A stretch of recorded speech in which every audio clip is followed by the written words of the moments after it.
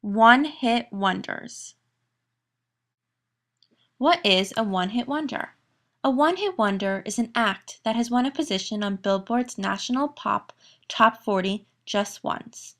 A one-hit wonder is a person or act known mainly for only a single success. The term is most often used to describe music performers with only one hit single or for having one signature song that overshadows their other work. The 60s. While the early 1960s was a period of economic prosperity and traditional family values, the younger generation of college-age students began to question and then rebel against what they considered to be an age which stifled Americans, keeping them repressed and unequal. The families portrayed in the 1960s were whole, strong, and happy. As more average American families gained financial security, they began to desire greater material goods beyond the necessities. The Japanese took advantage of the American need for the newest innovations in technology. By the 1960s, Japanese electronic manufacturers were ahead of their time and were innovative developers of tape recorders, musical instruments, and audio equipment.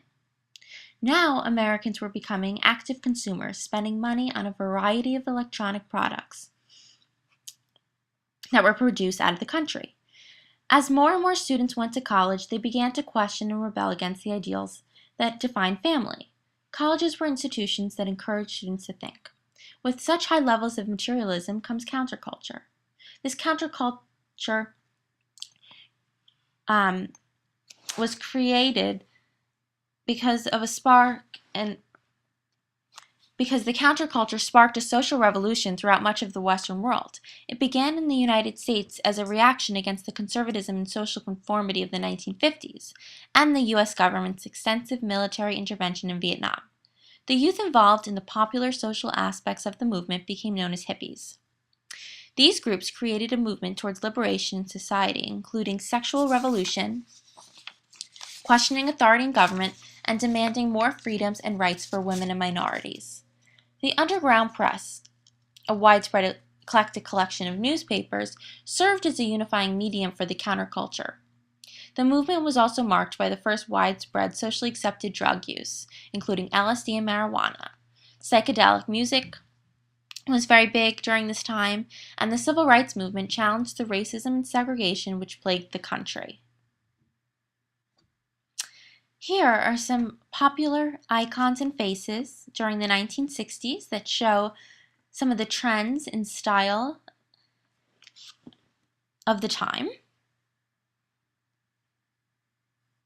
Telstar by the Tornadoes. The Tornadoes. The Tornadoes are an instrumental group from Britain. British producer Joe Meek created this group. Joe Meek was England's first independent music producer. Joe is special because he created his own equipment, which allowed him to create his own sounds and compressions. In 1961, Joe Meek created the Tornadoes as a studio session group. The original lineup included Alan Caddy and George Bellamy on guitars, Roger Laverne on organ, Heinz Burt on bass, and Clem Cattini on drums. The band got off to a rocky start when their first single was not a hit. Meek didn't give up on the band and decided to have the Tornadoes record one of his creations called Telstar. According to AllMusic.com, Telstar was a great record because Meek was able to utilize Wilfield distortion, cheap tape echo, beeping satellite sound effects, and a massive amount of tube compression. The resulting production sounded like nothing else at the time or since. It became the first #1 record on the American charts by a Britain rock group and ended up selling 5 million copies worldwide. The recording of Telstar was an amazing success and should have made the Tornadoes a household name and Joe Meek very successful. Unfortunately, a French composer accused Meek of plagiarism, claiming that the tune of Telstar had been copied from Le Marche d'Austerlitz, a piece from a score that Ledrutt had written for the 1960 film Austerlitz. This infringement suit kept the royalties tied up, so Meek didn't see a dime and the Tornadoes could not tour the U.S. because of a contract issue. Since the group couldn't tour, the fans began to forget about them, and with no new hit records, the Great Tornadoes were considered a one-hit wonder, and its members went on to play in different groups. By the time the lawsuit was settled 6 years later, and actually ruled in Joe Meek's favor, it was too late, and Joe had committed suicide, and the members of the Tornadoes had broken up.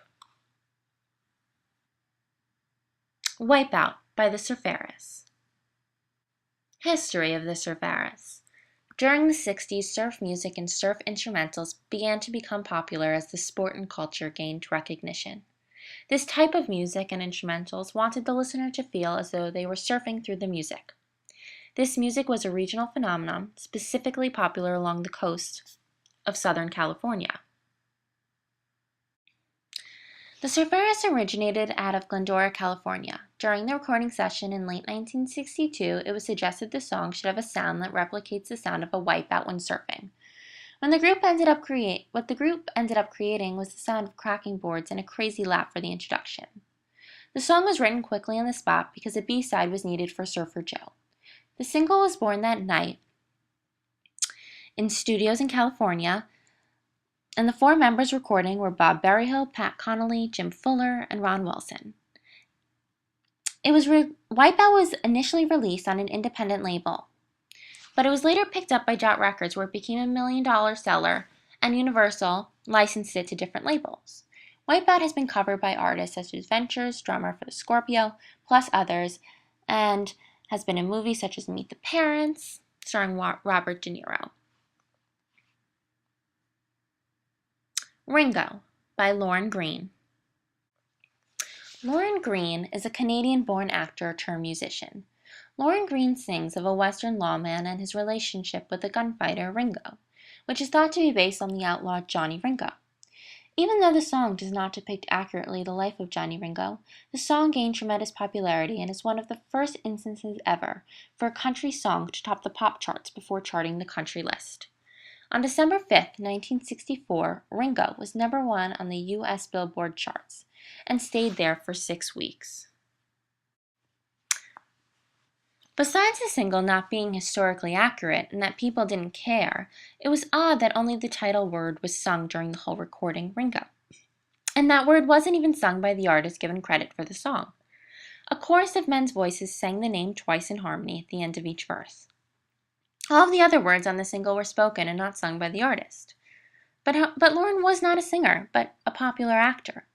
When his hit became popular, his television show was also ranked number 1. People of all ages liked to watch him because he epitomized a great father figure and was relatable. Even though the TV show was popular and Lorne had a decent voice, other factors may have helped it rise to the top. This reason may in fact be the title of the song Ringo and the Beatles. Beatlemania had begun and America was obsessed. Greene even knew that the title would cause some confusion. Barry McGuire, Eve of Destruction. This song was originally written as a protest by P.F. Sloan, a guitarist. Several artists have recorded this song, but it was Barry McGuire who made it a number 1 hit. The song was recorded with some great musicians playing, and Barry sung on a rough mix. This version was not supposed to be final, but it was leaked out to a DJ. This version ended up being a great hit, and was number 1 on the Billboard charts and number 3 on the UK charts. Even though many other artists attempted to make this song a hit, Barry's version was something special. It is said that he recorded the song in 1 take and read the words off a scrap piece of paper. American media helped to popularize the song through the depiction of troubled youth during the time. Some radio stations banned the song, claiming it was aid to our enemy Vietnam. But Barry was a born-again Christian. I believe this contributed to him being a one-hit wonder. Barry began to refuse to perform his hit song and started to release updated versions tailored to where he was performing. This is when I believe he lost credibility as an artist and lost his audience and his success. Winchester Cathedral by the New Vaudeville Band. The New Vaudeville Band is a British novelty group created by the wonderful composer Geoff Stevens. This song was released by Fontana Records. The song was first recorded with session musicians, but when it became an international hit, a band had to be put together. The band was managed by Peter Grant, who later managed the Yardbirds and Led Zeppelin. However, the song didn't stay on top for too long, because Good Vibrations by the Beach Boys and I'm a Believer by the Monkees, who obviously aren't one-hit wonders, took over the top spot.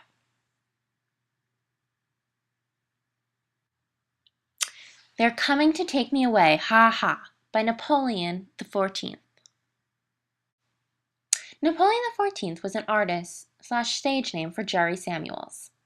Jerry was a recording engineer at Associated Recording Studios in New York. Jerry was known for his work with a device called the Variable Frequency Oscillator, VFO, which allowed him to alter pitch without having to change the tempo of the song. For example, voices could be made higher pitched or lower pitched. But let's get to the 70s now. Here you can see Mick Jagger, Farrah Fawcett, and Twiggy, showing a little bit of the trends and styles of the 70s. The 70s. Efforts made in the 60s continue to grow. Examples include women's rights and political awareness. But the UK had its first ever woman Prime Minister, Margaret Thatcher, which was a major stride for women's rights. Jazz rock, southern rock, and other fusions became popular, and artists like Carole King, James Taylor, and Stevie Wonder were popular and loved. Kung Fu Fighting by Carl Douglas. This is a disco song that was written and performed by Carl Douglas. Carl's a Jamaican singer, and this track was composed by Bedu. Bedu originally wanted Carl to sing another song for the B-side of the record.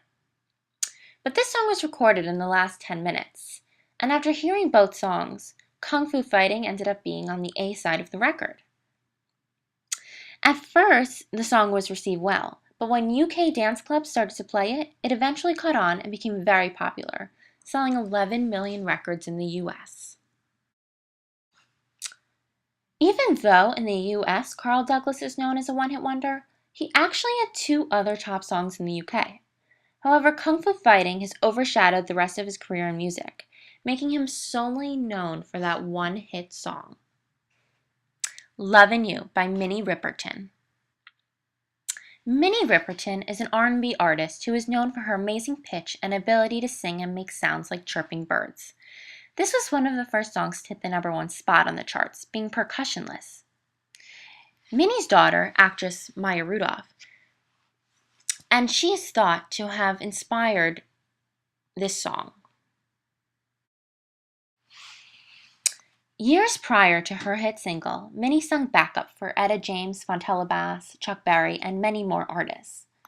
Unfortunately, in 1976, Minnie was diagnosed with breast cancer, and the prognosis was not good.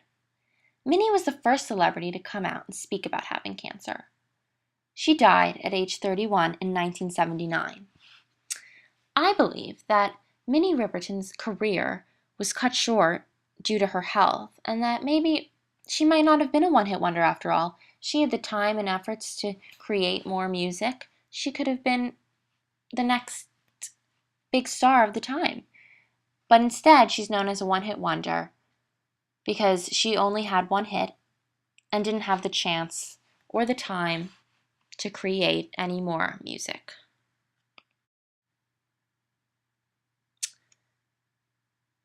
Play That Funky Music by Wild Cherry. Play That Funky Music is a funk rock song that was inspired by the times and culture. Wild Cherry played most hard rock, but the fans wanted more dance songs. The title and chorus of the song was thought up by the band's drummer, Ron Beadle. While in the studio, Ron said to another band member, "Play that funky music, white boy." It was catchy, and the group later recorded the song and the single hit #1 on the Billboard Hot 100 and on the Hot R&B Singles, and the single went platinum, selling 2.5 million in the US alone. Like many groups or bands, Wild Cherry went through some hard times. The members disagreed on many things, and due to the issues, the group decided to go their separate ways and break up. And that's why I think, many bands or single artists or one-hit wonders is because they decide to go their separate ways and don't even have the chance to really continue a career. It's Raining Men by the Weather Girls. The Weather Girls. The song was written by Paul Jabara and Paul Shaffer. It was originally offered to Diana Ross, Cher, Barbra Streisand, none of which are one-hit wonders, but they all passed it up. Did they know something that the Weather Girls didn't know? Well, the Weather Girls, Martha Walsh and Zora Armstead, loved the song and immediately recorded it, and sold 6 million copies worldwide. The song is known as a female dance anthem and is very powerful. Even though the song was such a success, the group ended up splitting up, with Martha Walsh wanting to focus on a solo career. Zora Armstead moved to Germany, and she tried to find a new partner to form a version of the Weather Girls in Europe. Because she didn't want a solo career, she wanted to have a partner. And she managed to play with some bands there, but she was never able to gain that same popularity. What I think of is, why did Martha Walsh want to break out on her own so badly? Her career didn't go anywhere from there, and neither did Zora. But if they stayed teamed up together, maybe they wouldn't have been a one-hit wonder. Would we have more powerful anthems to sing to?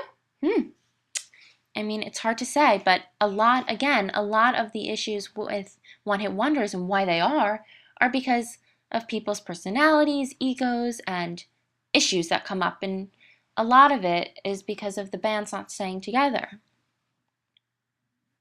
Here are my references for my One-Hit Wonders project, focusing on the 60s and 70s. Overall, I've really enjoyed this Pop Century course and really love learning about how music and fashion and culture all influence each other and pop culture. I also wanted to say that one-hit wonders, there have been thousands over the decades and will be many more to come, and we have many that we know of today. The issues that come with one-hit wonders are different for each artist, band, or group, but they all have sort of one similarity, and that's that they only have one hit song. Also, like the Surfaris with the very trendy regional music, not only was it because of the group's issue, but that was more of a specific piece, which also contributes to one-hit wonders. But overall, these one-hit wonders have great songs that are played today over and over, and we know them well, and some, which I've showed you today, maybe we haven't even heard of, but they were on the top charts and were #1 hits. Thank you so much, Professor Halle, for a great semester. I really enjoyed it.